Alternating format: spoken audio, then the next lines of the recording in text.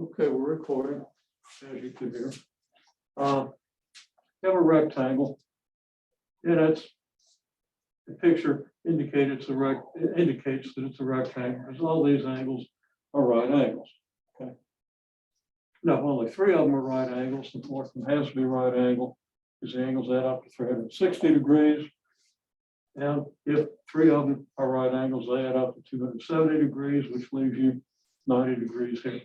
It's not going to be important for the problem, but just important to kind of note, some important properties of rectangles. Okay. Now, what's the expression for the area of this rectangle? Okay. And then we're going to let A of x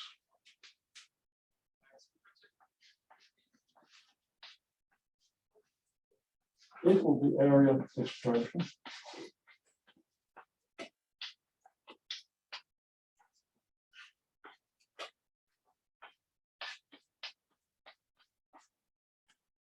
And I should say maybe just a little more explicitly. Maybe you want to graph A of x, and that's what we do want to do. Just be explicit about we're going to graph y equals A of x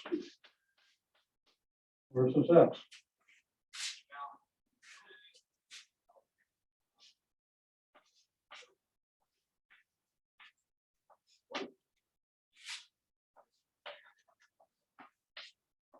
Showing as much detail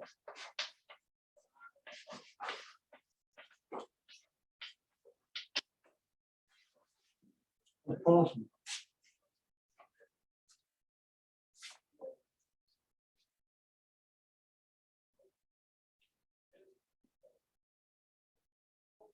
That's the button. Okay.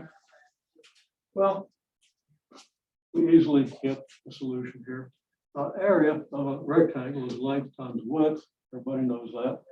And that's x plus 5, which is the length, times x, which is the width. So that's very straightforward.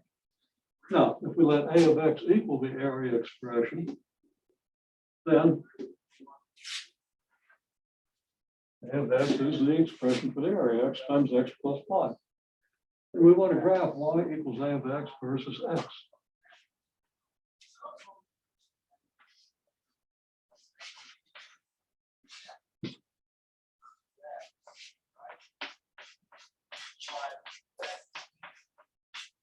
Well, then we want to graph y equals x times x plus 5, and that's going to represent the area of the rectangle as a function of x. Okay.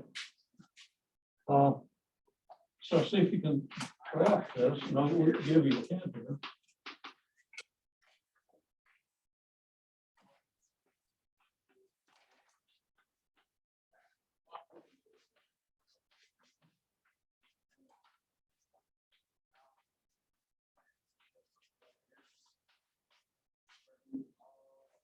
This expression here is a factor polynomial, isn't it? So how do you graph a polynomial when you know its factors? What's the first two things that you're going to do?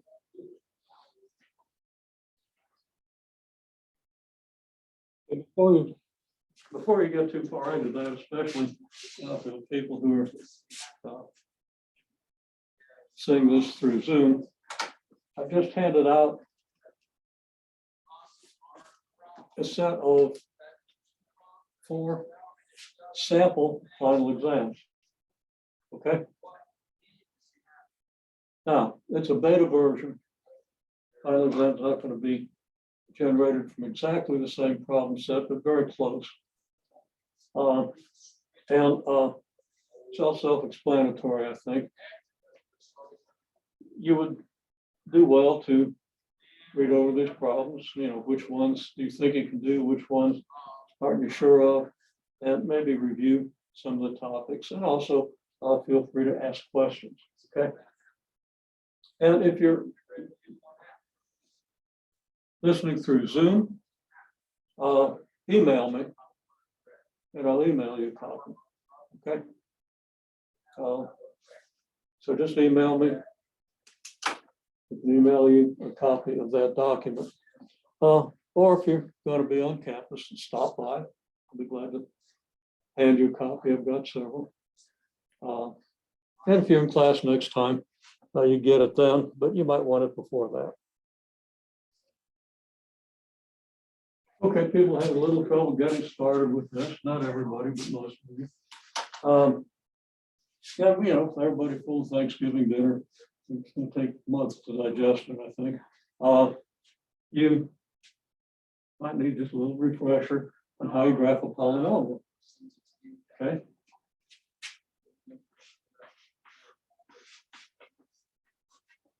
You graph a polynomial.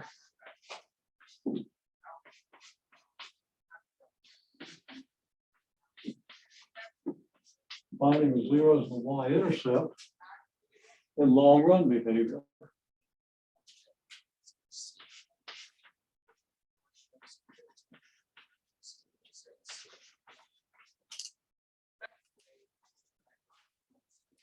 This is a pretty simple polynomial.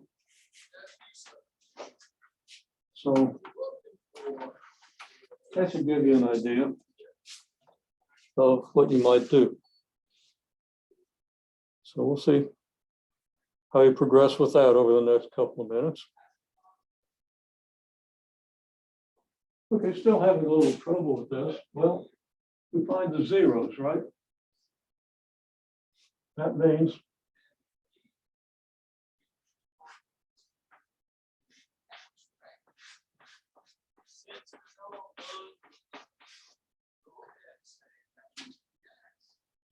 y would be 0, which means x times x plus 5 would be 0. You can easily see that there are two values of x that make this 0. Okay, you did this. It's been a couple of weeks, few weeks with polynomials. If you have a factored form of a polynomial, it's going to be 0 if x plus 5 is 0, right? So what value of x makes x plus 5 0? Don't say, because it's being recorded. And we don't want your entire subsequent life ruined by the sound of your voice on a video. If you happen to answer wrong, you can get blacklisted. I don't know what terrible things. No, seriously, we do want to protect privacy. Okay, there are good reasons for it. A little inconvenient, but we have to do it. Okay, so can you write down a value that makes x plus 5 0? Can you write down a value that makes x 0? What value of x would make each factor 0?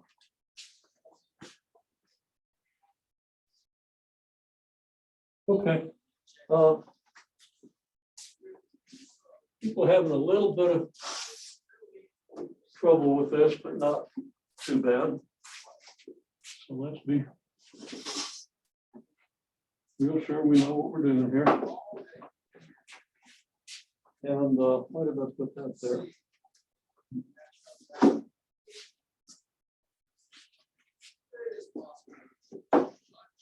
Screen I see is reversed, but I should be used to that by now. Okay.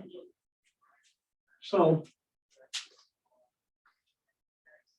our reasoning is that x times x plus 5 is 0 if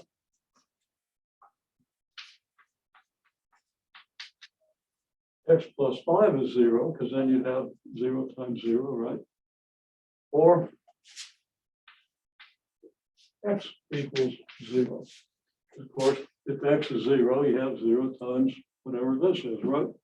Which you can figure that would be 0 times 5, but it doesn't matter what this is. If x is 0, the whole thing is 0.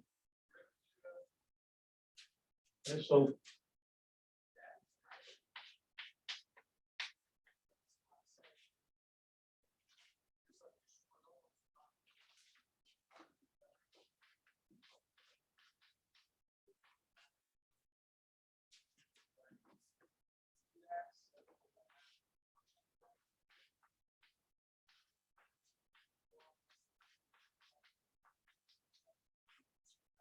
just solve this equation for x. how do we solve this equation for x? We subtract 5 from both sides and we get x equals -5, right? Or we can just do it by inspection. It's obvious that if x is -5, that makes this 0. Now, if this expression was like 3x minus 12, then we'd have to do a little work with it, okay? And we'd probably go through the steps of solving the equation. So I say we generally solve this by solving the equation.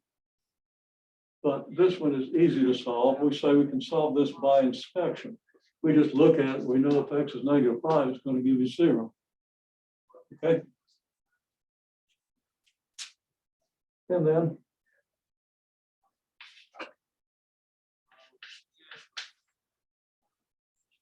I'll put y equals here. So y equals 0 if x equals -5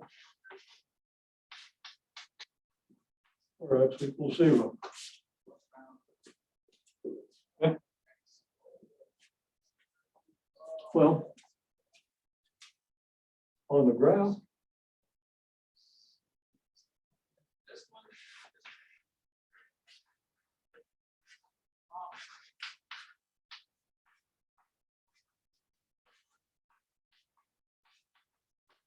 we have the points.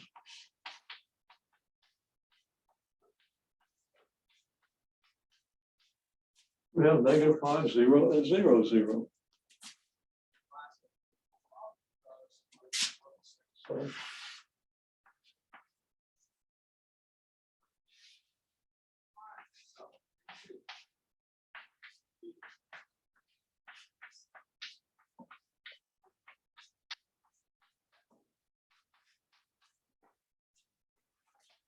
graph is going to be y versus x. Of course, y equals a of x, which is x times x plus 5. We have these 2 points.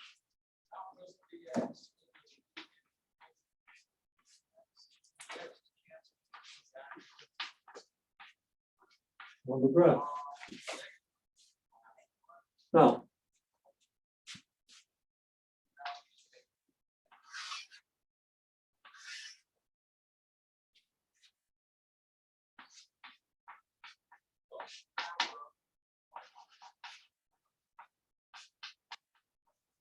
the y-intercept of the graph occurs when x equals 0. Now, in this case, we already know what the y-intercept is. It's the point 0, 0.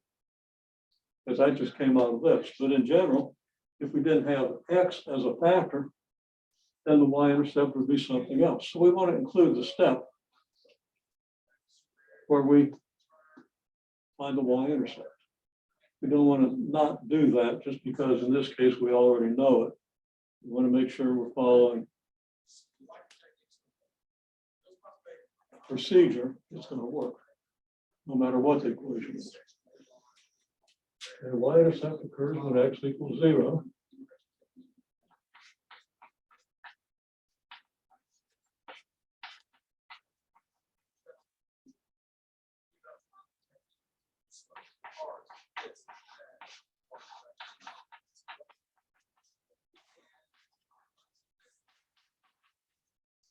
We already know that in this case. Usually we don't. Again, we want to make sure we address this step.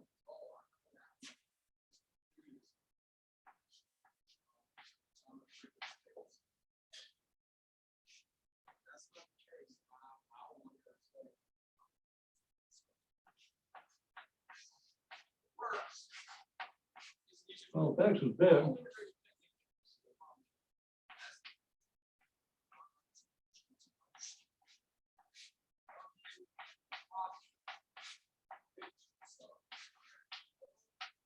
and x times x plus 5 is big.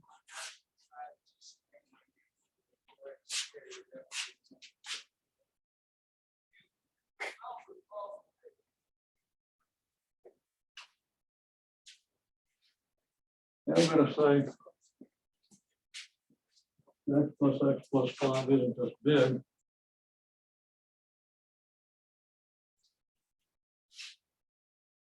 It's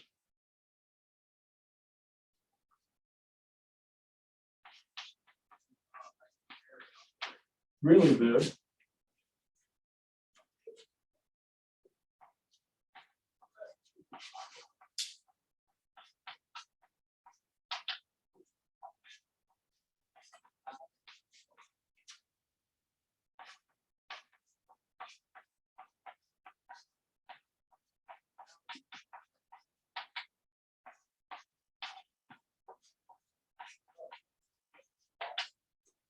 It's also positive, whether big X is positive or negative.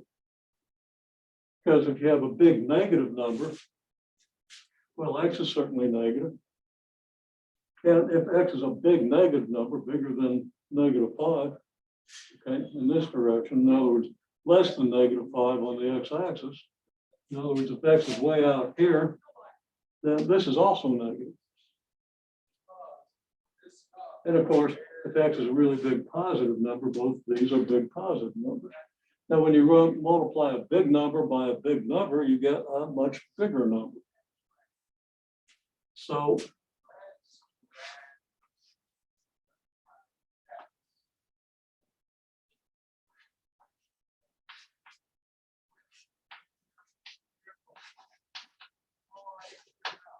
here, as X gets big, then it's over like this.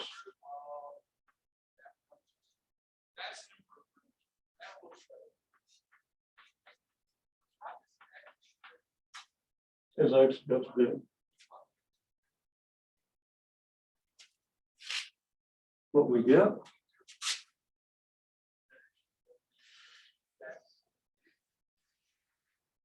is a parabola. Okay.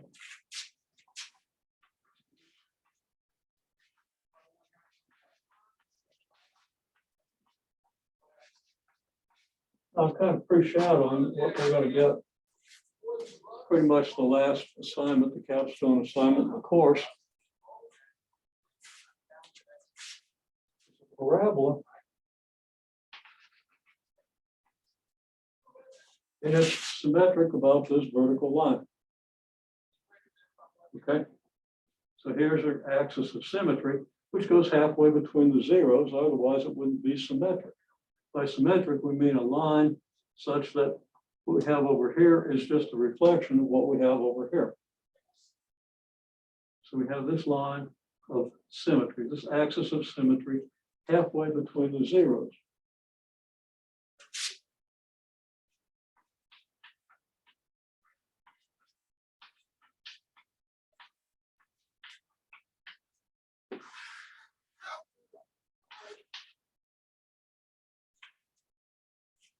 This axis of symmetry occurs when X is -2.5. Because halfway between 0 and -5 is -2.5.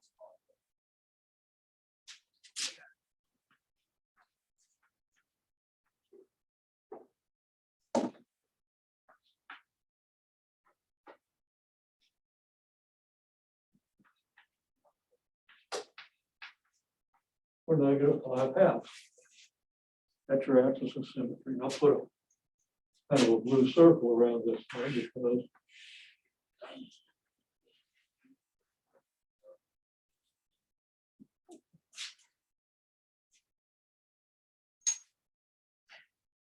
we notice that the low point is on the axis of symmetry.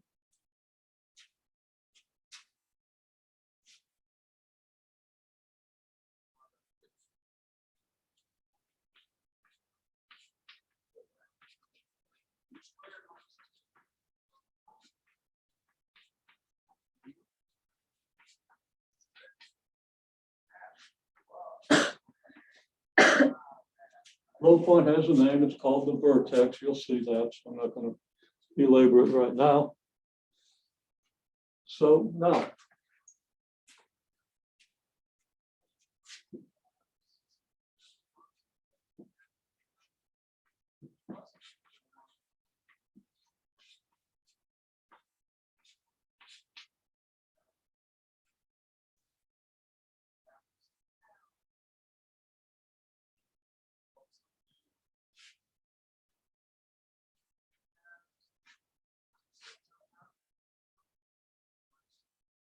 I'm going to ask you, if you can calculate the coordinates of the low point.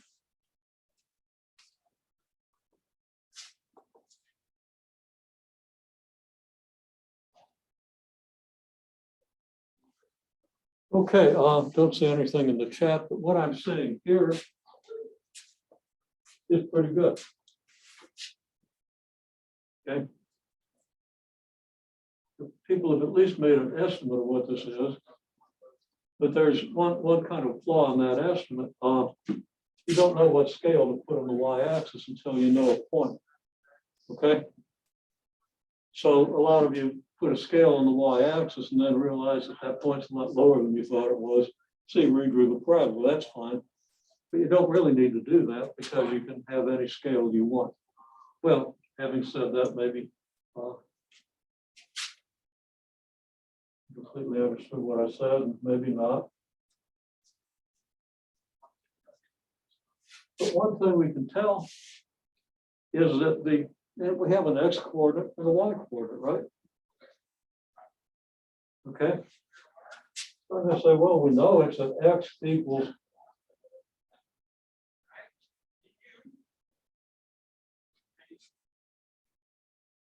-5/2. You know that for sure because it's on the axis of symmetry. And the axis of symmetry is halfway between the 0. And the other one is at, well, it's going to be y equals x times x plus 5 equals -5/2 times -5/2 plus 5. Now we plug in the x coordinate. We see what the x coordinate is. Once we know the axis of symmetry, we know where that point is. And if we do the arithmetic on that, we get 25 fourths negative, which is -6.25. And we really do want the decimal expression so we know how to scale our y-axis. So now this point is at -6.25. So the y coordinate here is going to be -6.25.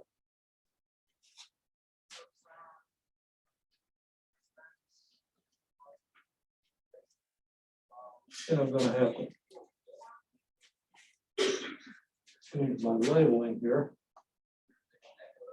So let me just kind of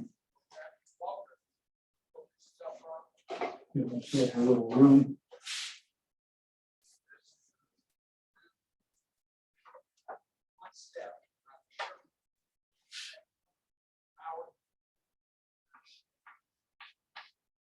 I'll put my labeling of the 0 here and here.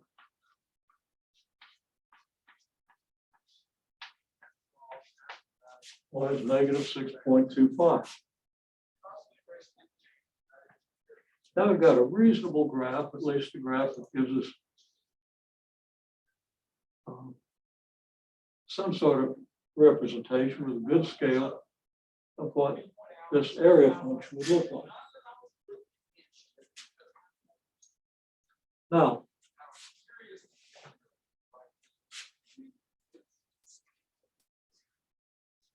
we got this board kind of cluttered up. Let me pose a question here, and then I'll get a new board and draw a couple of things on it so we can talk about it. You got the picture, you got your own picture.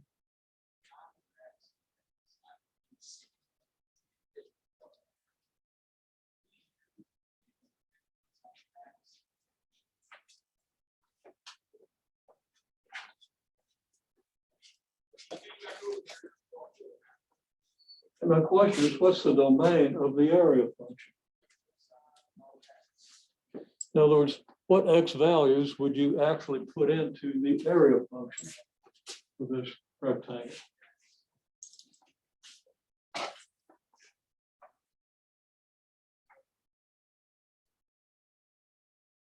Okay, the domain, remember, consists of all the x values that you would reasonably put into the function. Okay.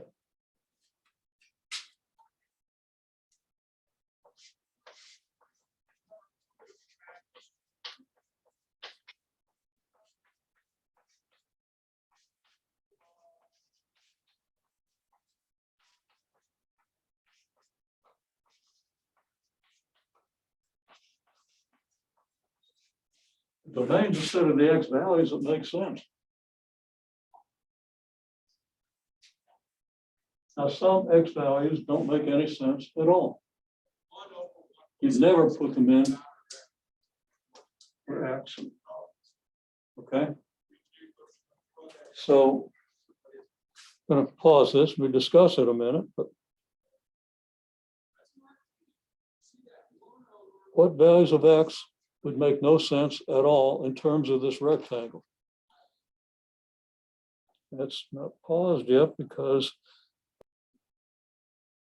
okay. Well, I posed the question. Nobody seemed to want to tell me, but could x equals -30 be reasonably in the domain where x is the width of a rectangle and x plus 5 is the length? And you say, well, no, that doesn't make any sense. You don't have negative widths. You don't have negative lengths. Okay? So I can say,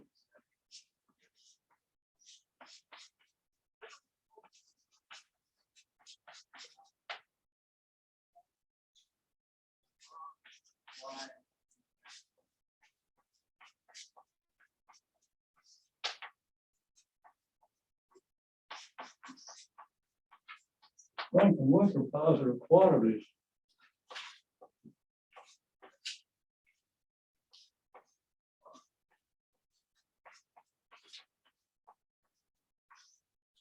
So you would say that both this and this have to be greater than 0. Okay. Of course, this doesn't add anything. If x is greater than 0, you know that x plus 5 has to be greater than 0, right?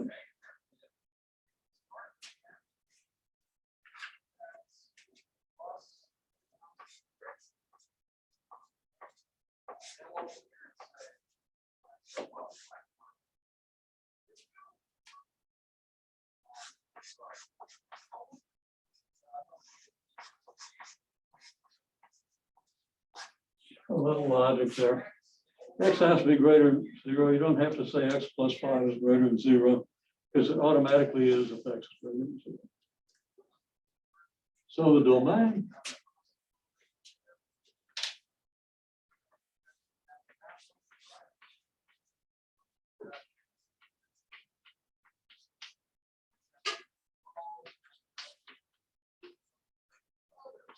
is the interval from 0 to infinity. Because that's all the values of x that are greater than 0. Now that's not a point. It looks like a set of coordinates, right? But 0 infinity is not a set of coordinates because infinity is not a number. Infinity is just something we can approach. We'll never get there.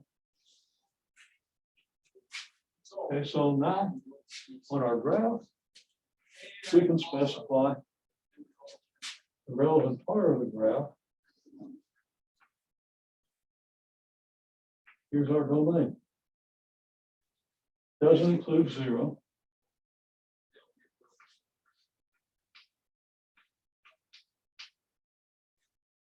Here's our domain.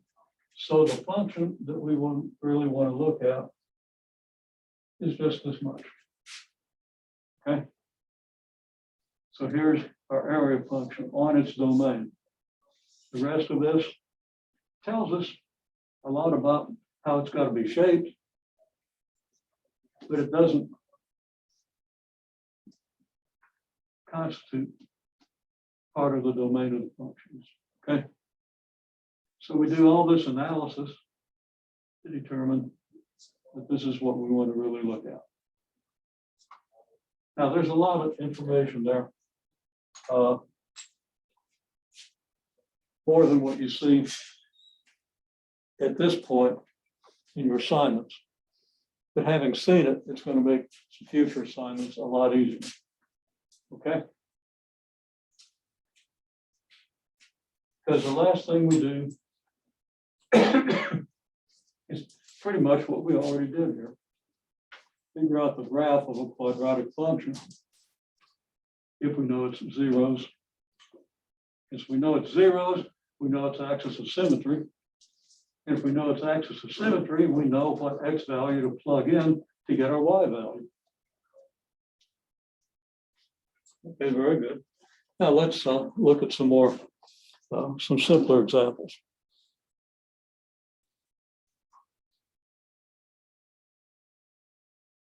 Okay.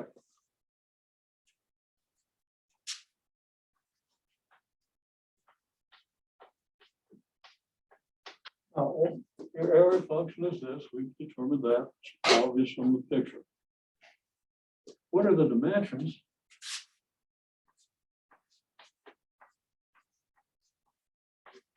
The area is 70.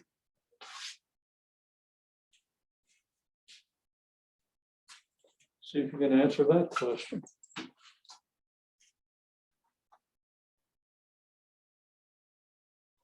Okay, many of you have a real good start on this.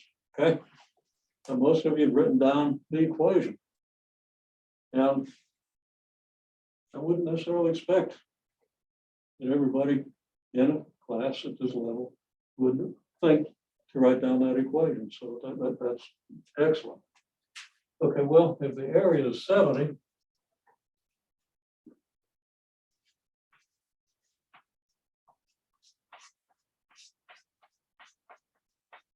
so the area is x times x plus 5. And the area is 70. So x times x plus 5 equals 70. If you happen not to have gotten that, this should be pretty obvious to you. Okay. How to solve this?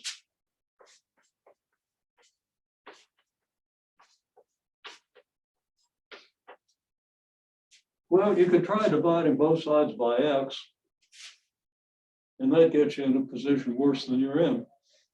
Okay, you'd end up with x plus 5 equals 70 divided by x. So now you'd have x in the denominator, and you'd still have it on the other side too. Doesn't help. Okay, and this is, of course, is very common that people want to use the methods for linear equations on an equation that isn't linear. Is this like an mx plus b equals something? This isn't an mx plus b, is it? X plus 5 would be an mx plus b, but when you get that x in there, you got something else. Okay? So, big deal.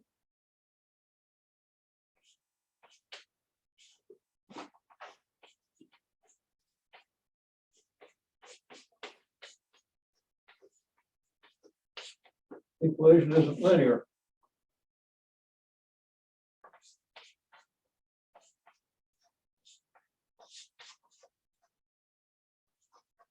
Out of the form mx plus b equals c.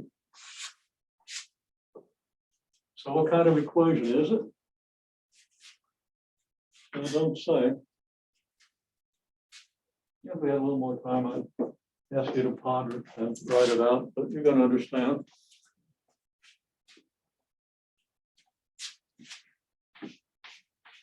X times x plus 5 equals 70 implies that x squared plus 5x equals 70. Now do we see what kind of an equation this is? Let me pause for a second and see what you all think.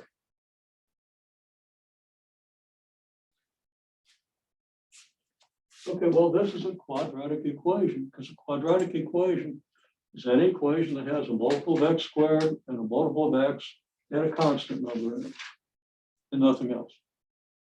Okay? So this is quadratic equation.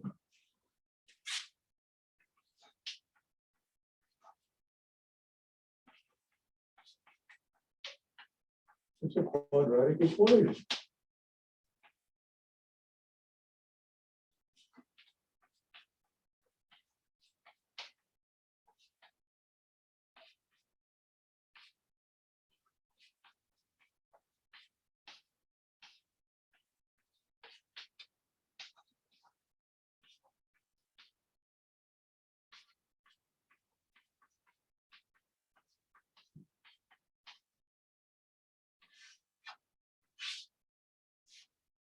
That's what you look for.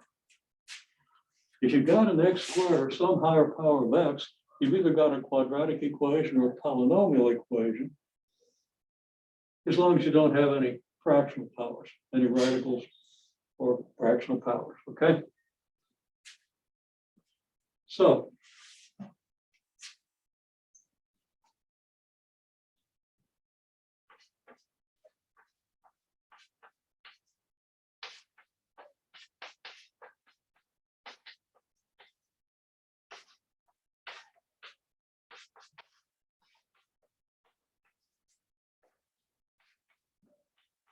solve a quadratic equation, you put it into the form ax squared plus bx plus c equals 0.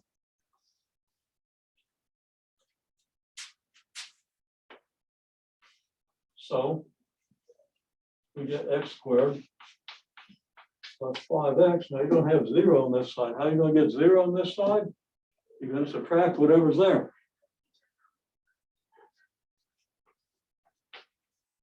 If it's got just multiples of x squared and x and some constant number, okay? Yeah, I should say a sum of multiples. I think it's clear what I'm saying here. Then it can be put into this form, and if it can be put into this form, it's quadratic.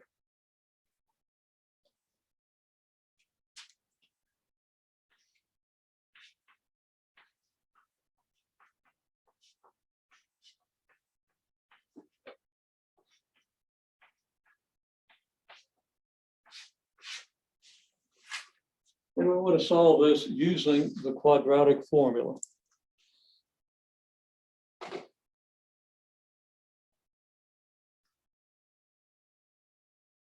Okay, everybody is very much on track with the quadratic formula, whether you've got the final answer or not. It's no big deal. You get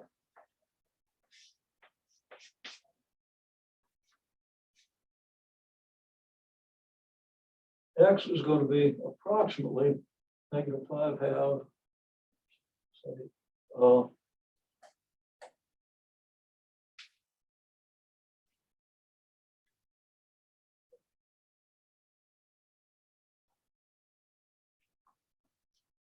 Approximately 6.3, and I'm just really ballparking that.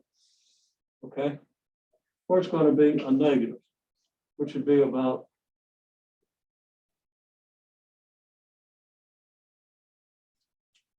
-11. Okay. Now you're going to get some slightly different numbers, but they're going to be in that ballpark. Okay. Well, we cross out -11 because it's not in the domain.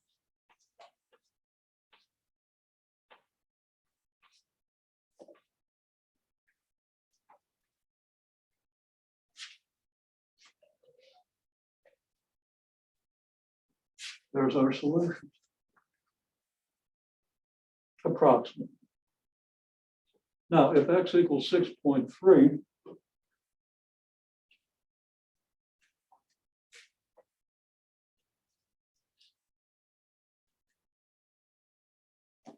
then x plus 5 equals 11.3. Okay. Does that make sense? Well,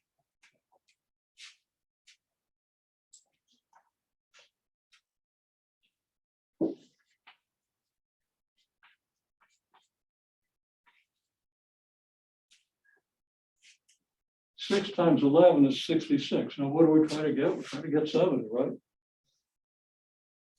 And 0.3 times 11 is 3.3. 66 and 3.3 is 69.3. Okay. Then we get that 6.3 times 0.3, which gives us a little more than 70. Okay. So I'm going to say that's approximately maybe 72. We're trying to get 70. Now, if you take your solution, round it maybe to 3 decimal places and add 5 and multiply it out, you're going to get something very close to 70. Probably rounded to 2 decimal places to give you something. Okay. Yeah, that should be kind of a revelation to you. It's pretty neat how this works. Now, we've seen a lot of stuff here. One more thing is the connection to the graph. I've still got the graph someplace.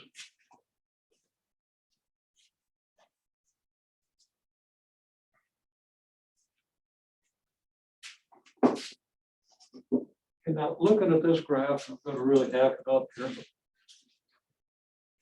If this is -5 and this is 0, then +5 would be out about here. And 6 would be about here, and 6.3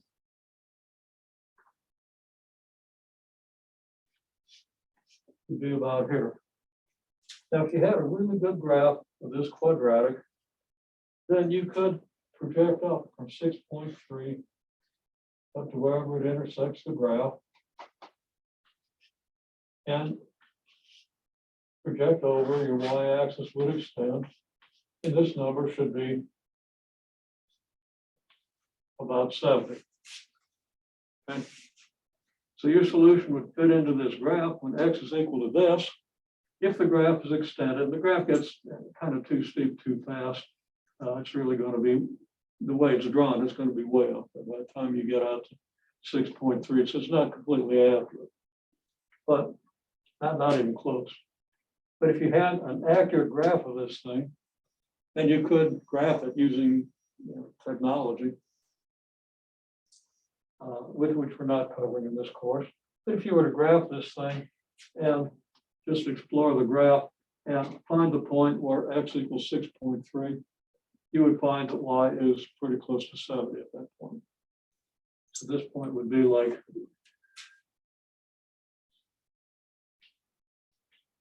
maybe 6.372, so maybe that should be 72. Okay. That's worth knowing. But we're not going to get to the graphing. That's something you can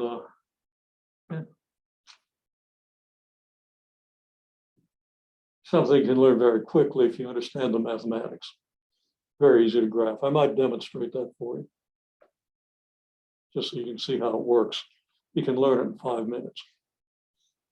And it's, I don't like to use it because then people use it as a crutch. They like you to learn the mathematics. Then you could learn the technology if you know the mathematics. Technology is very simple. And some of you might already know it, all of you might know it. Those stupid calculators get used way too much.